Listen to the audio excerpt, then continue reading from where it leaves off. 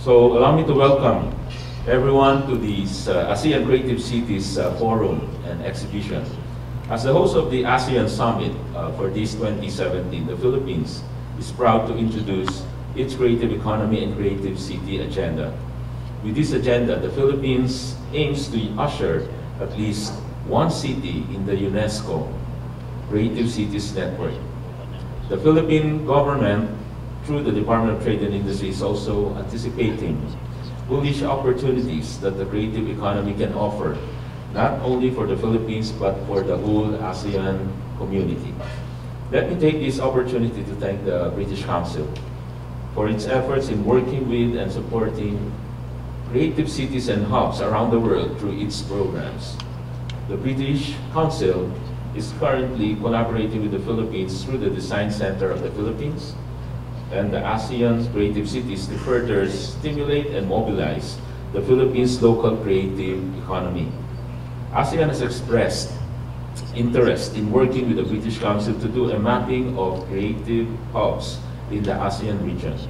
This would enable hubs in the UK and the Southeast Asia to connect better and learn from each other. With this in mind, the British Council is expanding its hubs program to additional countries in Southeast Asia, including Malaysia, Thailand, Indonesia, where research can be done on creative hubs in cities. The Philippines and its neighbors in the ASEAN region share a creative common strand stemming from each country's rich cultural heritage and arts. This creativity is now part of the evolving mindset that seeks to involve itself in modern societal concerns. 4 cities in the Southeast Asia region can help us illustrate this. Phuket in Thailand takes pride in its sector of gastronomy, which provides significant economic contributions to the country, even as it commits to preserving and promoting its traditional culinary culture. Indonesia's batik city of Pekalongan integrates its batik culture in its educational system and city's economy and its development plans, illustrating how culture-based development can create income-generating activities for its communities.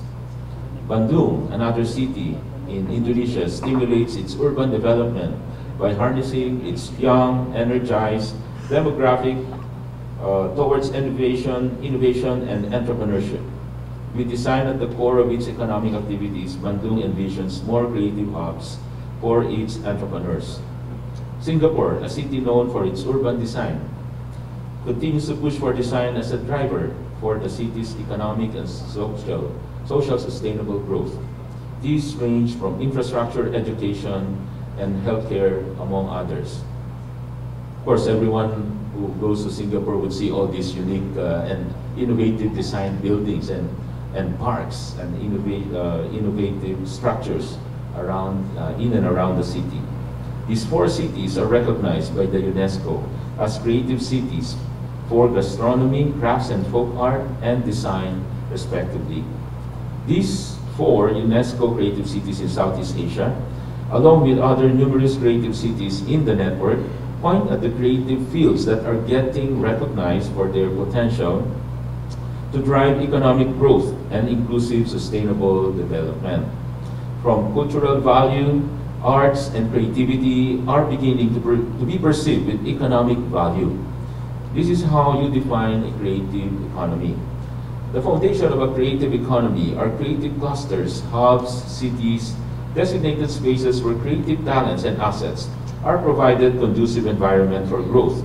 This means infrastructure, local governance, fiscal policies, legal frameworks, and public and private partnerships are present to ensure that creative capital is activated for dynamic livelihood through the generation of ideas. More and more cities are taking on the formation of creative clusters and hubs to enable urban regeneration and development in their local environments. These creative spaces greatly influence the market value of education through the stimulation of creative entrepreneurship and cultural tourism, and further driven by cross-collaborative technology. What is very much evident is that these creative clusters, hubs, and spaces impact greatly on the city's social and economic development. I guess I can also cite, in addition, all these innovative and design-oriented furnitures, garments that we in the Philippines, for example, are putting emphasis on as our main differentiator every time we try to push for our products abroad.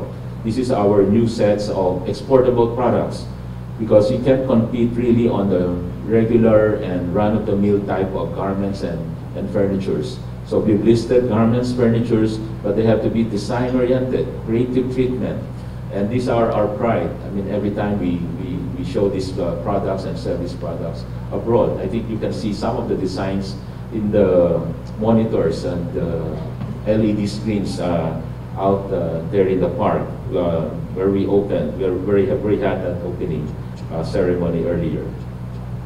We can find richness in diversity. The ASEAN region has its own creative strength in place, founded on the rich creative capital of its people. The goal now is to channel these creative assets into innovation, employment, and trade opportunities, even while mobilizing them to drive the economies of the Southeast Asian region. We aspire to have more ASEAN cities join the UNESCO Creative Cities Network, even as we support an ASEAN integration that nurtures a region-wide network of creative economies and cities, unhindered by borders and boundaries. This means cultivating opportunities for free-flowing collaboration, exchange, and trade among ASEAN member states and beyond, that is intended for the development of a unique and creative ASEAN. The ASEAN Creative Cities is an opportune time. I mean, this forum is an opportune time to learn more about creative economies and cities and its impact on the region's sustainable economic development. We look forward to the next 2 days of the forum, where a total of 28 speakers and panelists from 5 ASEAN countries and the UK will be gathered.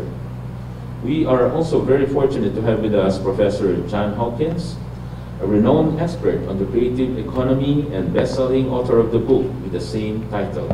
Professor Hawkins is set to discuss how bright creative ideas can be turned into money. Likewise, the forum will be providing open space discussions on creative hubs to be facilitated by the British Council tomorrow.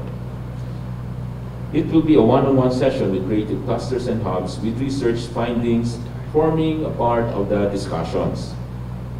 We understand most of you here represent creative clusters, hubs, and local government units. This is not surprising. For us to reap the benefits of a successful creative economy, a united effort from LGUs, the local government units, and the grassroots is needed to bring in a different kind of government-to-government partnership and collaboration. And I must emphasize that involving the LGUs, the grassroots, really makes the kind of growth that we want to have, an inclusive growth, a growth that can really lead to prosperity for all. We envision the establishment of vibrant, inclusive, and sustainable creative ecosystem in the coming future.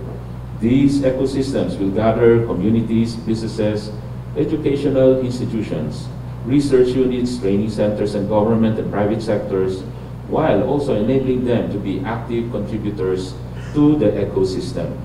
Together, we can advocate for the formation of hubs and clusters of creativity, where business and investment opportunities are welcome to contribute in driving our economies.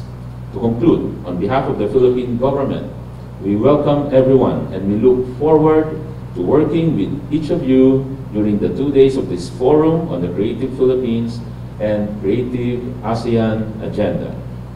Thank you, and mabuhay po kayong lahat. Magandang umaga po sa inyo.